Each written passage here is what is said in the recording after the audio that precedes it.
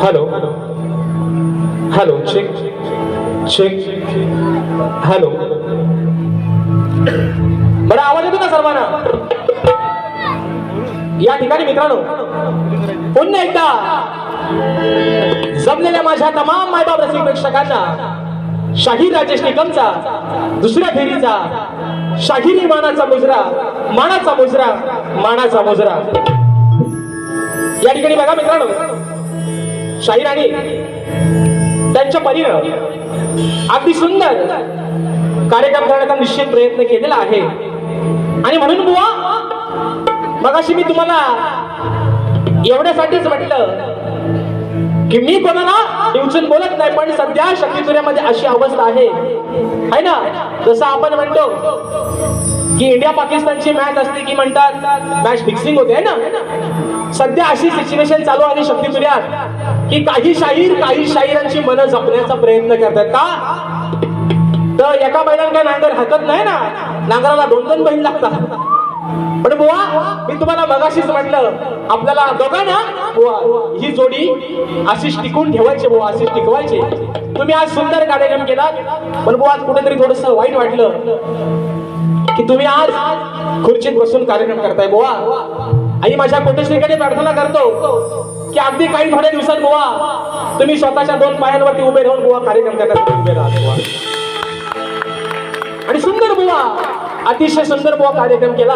पण मी मगाशी म्हटलं कारण ही लोक है ना, यांनी काही चिचोके दिले नाही बुवा, हे पैसे देऊन आले, मग यांचा थोडाफार पैसा वसूल झाला पाहिजे, नाही तर म्हणतील हा पण बुवा येणार जायचे आपण.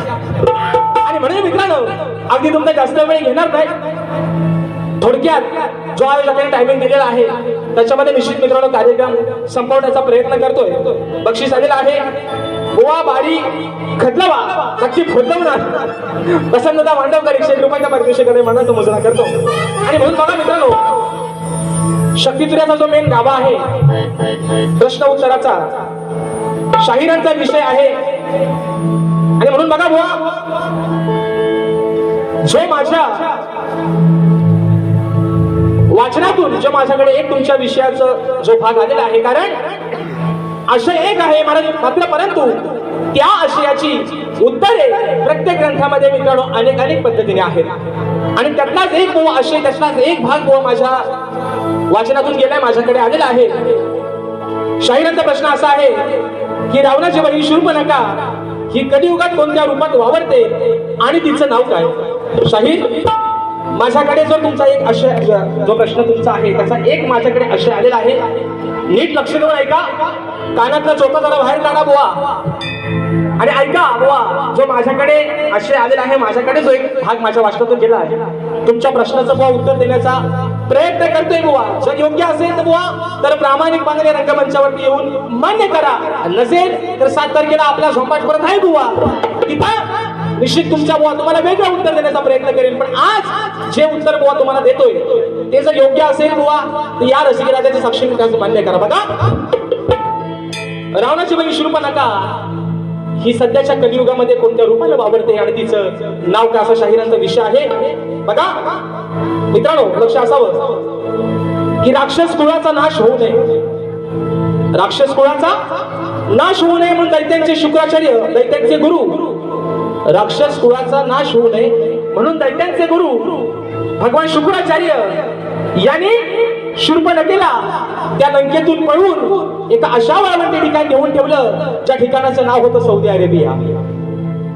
आणि त्या ठिकाणी तिला नेल्यानंतर शंकराचं शिवलिंग तिथे घेऊन मित्रांनो स्थापन केलं. त्याचं कारण का की त्या शूर्पणखेमुळं दैत्यांची पिढी वाढली पाहिजे, त्या ठिकाणी कोणताही हिंदू माणूस पोचला नाही पाहिजे. आणि म्हणून तिला शुक्राचार्यांनी सौदी अरेबियामध्ये नेऊन ठेवलं. आणि ते शूर्पणखा सध्याच्या कलियुगामध्ये बुरखा घालून फिरणारी स्त्री, बुरखा घालून फिरणारी स्त्रीच्या रूपामध्ये सध्याच्या युगात बुरखा घालून फिरणारी स्त्री या रूपामध्ये शूर्पणखा वावरते. आता बुरखा घालून फिरणारी स्त्री ही कोणत्या जातीची आहे, कोणत्या धर्माची आहे हे मित्रांनो तुम्हाला काही वेगळं सांगायची गरज नाही. हे बुवा माझ्या वाचनातून गेलेलं तुमच्या प्रश्नाचं उत्तर आहे बुवा. जर योग्य असेल तर निश्चित बुवा प्रामाणिकपणाने मान्य करा. आणि मित्रांनो पुढचा विषय बघा. बुवानी सुंदर या ठिकाणी स्तवन गायलेले आहे. बुवानी सद्गुरूला स्तवन समर्पित केले आहे. सुंदर होता बुवांचा विषय. तसेच बुवांचा गण देखील मित्रांनो तेवढा सुंदर होता. आणि आज बुवानी बारी अगदी है ना झपूक झपूक सुंदरच केलेली आहे. बुवानी सुंदर बारी केलेली आहे. आणि बुवांची चाल होती है ना, इतना मैं चाहूं तुझे कोई किसी को न चाहे, तू भी मुझसे प्यार करे, तू भी मुझसे प्यार करे, काश भी दिन भी ना आगमनाचा गाणं गायला. पुढे गवळी देऊन बुवा म्हणतात. बुवानी प्रेमाचा विषय लावला. पण बुवा ना बुवा या आयोजकांनी इथं आपल्याला काही सिंगल बाऱ्या करायला बोलवलेलं. आपण त्यांच्याकडनं काहीतरी घेतलंय. मग जसं आपण कोणाकडून तरी घेतो तसे आपण त्यांचे काहीतरी देणेकरी पण लागतो मित्र नाही ना. मी बुवाना माझ्या गव्हाणी मी बडवला हो, बुवाला बडवला. तरी पण बुवानी माझ्या गव्हाणीला उत्तर दिलं. टाइम कमी पडला बुवा घ्या ना 5 मिनिटं. कोण तुम्हाला बोलल. पण गव्हाणीचं तुम्ही उत्तर बुवा द्यायला पाहिजे होतं. कारण है ना तुम्ही गाजलेले वाजलेले बुवा आहेत बुवा. ओ जिनाम त्याच्यामुळे बुवा तुम्ही माझ्या गव्हाणीला हात कुठे घालायला पाहिजे होता. पण बुवानी नाही घातला. आणि म्हणून बघा बुवांची गवळण सुंदर बुवांचा विषय होता प्रेमाचा. की धुंदीत राहू मस्तीत गाऊ छेडीत जाऊ आजची सासना. बुवानी प्रेमाचा विषय गायला. म्हणून म्हणतो बुवा बघा तुमच्या गवळणीला प्रेमाचा विषय गायला बुवा तुम्हाला प्रेमातच कसा उत्तर देतो म्हणून म्हणायचं. की आल्याच्या घरी अरे आहे मी मुरारी नाही होणार बावरी सावळ्या हरी. अरे तू किती बासरी वाजून तरी या राधेला भुलवण्याचा प्रयत्न केला तरी मी माझ्या आनयाच्या घरामध्ये सुखास राहते का ना.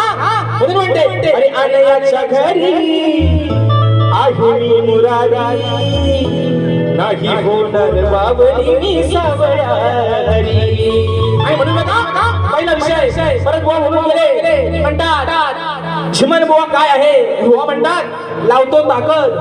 बघा हे मोठं बुवा है ना, नाव मोठं आणि लक्षण खोटं. हे मोठं बुवा यांचा यमक बघा. लावतो म्हणतात ताकद आणि जा म्हणतात भोकत. कुठं झुलतोय काय हो, झुलतोय काय. लाव म्हणतात ताकद आणि जा म्हणतात भोकत. आता तुम्ही नाही झुकत तर आम्ही पण नाही वाकत. वा आमचा पण ताटच आहे हो. आमचा कधी लवत व काय म्हटले की म्हणतात लाव ताकद जा भोकत नाही झुकत. मग आम्ही पण नाही वाकत. आणि म्हणून बघा पहिला विषय वा तुम्हाला 2-3 ठोकर देतो. लांड्यात जाईल पण आठवणीत राहतील. म्हणून बघा मित्रांनो पहिला विषय करतो आहे ना. हा अहो केलेलं पाप नाही होणार माप. काय केलं. देवांचा देवेंद्र आहे ना, देवांचा देवेंद्र अहिल्याच्या महालात गेला. गौतम ऋषींचं खोटं रूप घेतलं आणि गेला. तिच्या शरीराशी खेळला. तिने त्याला शाप दिला. याच्या अख्ख्या शरीराला भोका पडली भांडका पडली. बरोबर ना मित्रांनो. मग जेव्हा घरी आला तेव्हा त्याची पत्नी सची विचारते हा काय करून घेतला भावानो. एवढा सगळा रामायण होईपर्यंत तुम्ही वास काढायला कुठे गेलं होतं. वा ओ छिनाम एवढा विषय कसा आहे बघा. अहो केलेलं पाप नाही होणार माप. मग घरी असून तुझी सुंदरा सची म्हणते रावणाला. त्याची बायको म्हणते एवढी मी देखणी नार असताना तू कशाला गेलास ना दुसरीकडे बुडवायला है ना. घरी असून मी सुंदरा कुठे गेला होता सांग चोरून. सची म्हणते आपल्या पत्नीला अरे कुठे गेला होता सांग चोरून. वास काढाया देवेंद्रा कुठे गेला होता सांग चोरून. वास काढाया देवेंद्रा कुठे गेला होता सांग चोरून. वास काढाया देवेंद्रा कुठे गेला होता सांग चोरून. वास काढाया देवेंद्रा. अरे केलेलं पाप नाही होणार माप. केलेलं पाप नाही होणार माप. घरी असून तुझी सुंदरा घरी असून गेला होता वाच काढाया देवेंद्रा दूत गेला होता साथ सोडून वाच काढाया देवेंद्रा दूत गेला होता साथ सोडून वाच काढाया देवेंद्रा दूत गेला होता साथ सोडून वाच काढाया देवेंद्रा.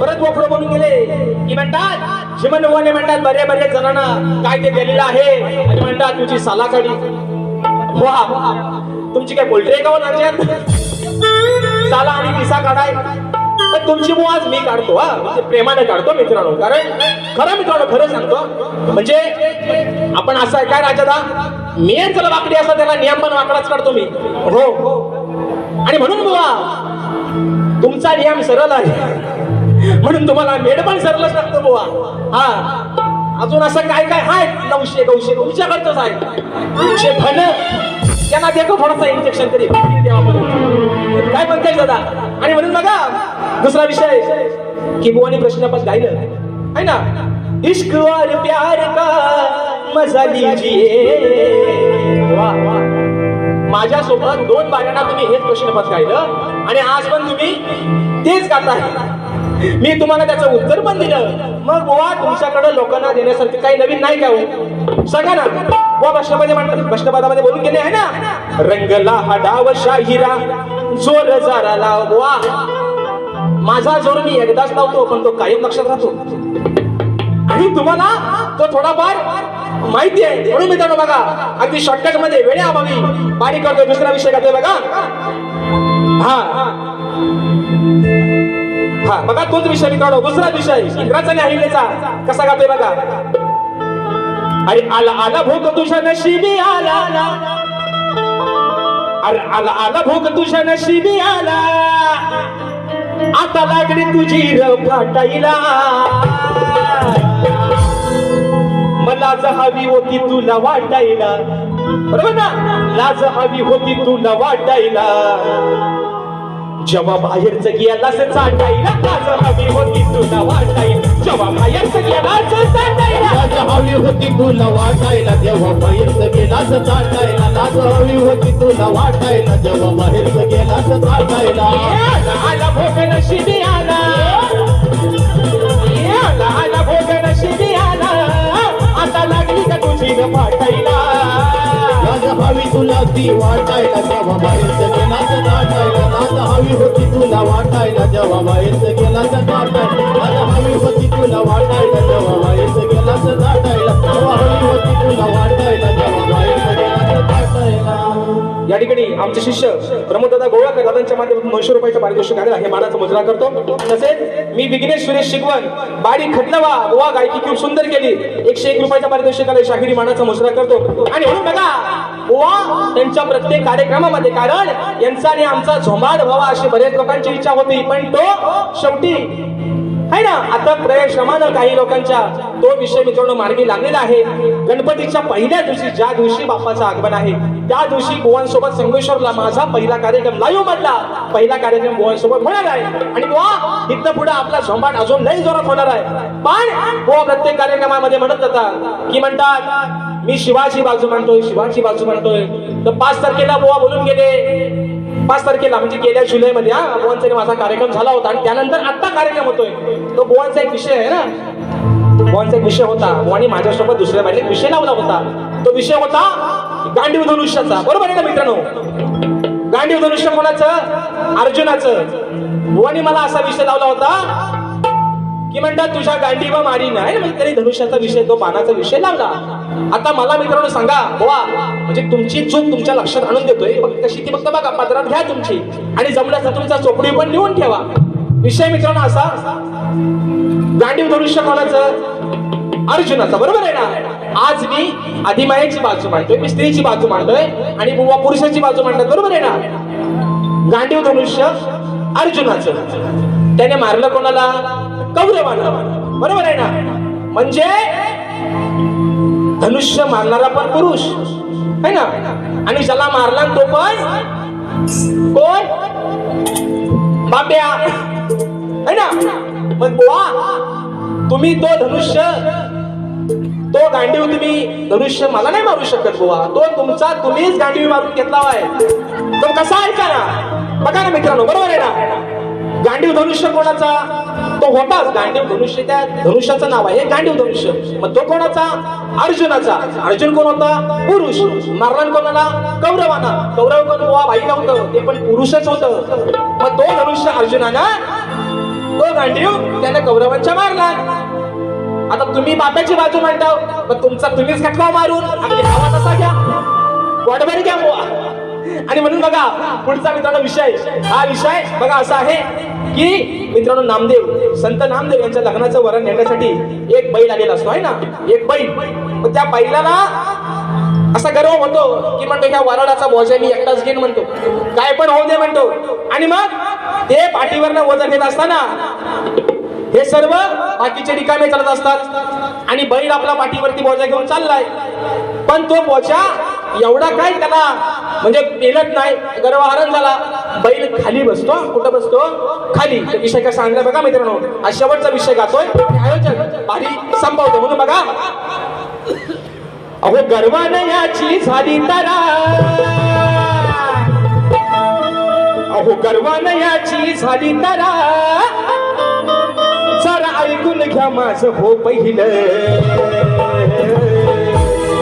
अहो गर्वानं याची झाली तरा, जरा ऐकून घ्या हो माझं पहिलं.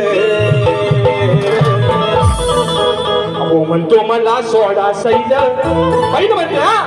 कारण मित्रांनो, कर्माचे भोग कुणाला चुकलेले नाहीत म्हणून बैल म्हणतो मला सोडा सैल. मग खाली बसून सांगतो हा बैल, म्हणतो मला सोडा सैल. खाली बसून सांगतो हा बैल, मला सोडा सैल. खाली बसून सांगतो हा बैल, म्हणतो मला सोडा सैल. खाली बसून सांगतो हा बैल. हे गर्वाची झाली तरा, हे गर्वाची झाली तरा, जरा ऐकून घ्या हो माझं पहिलं.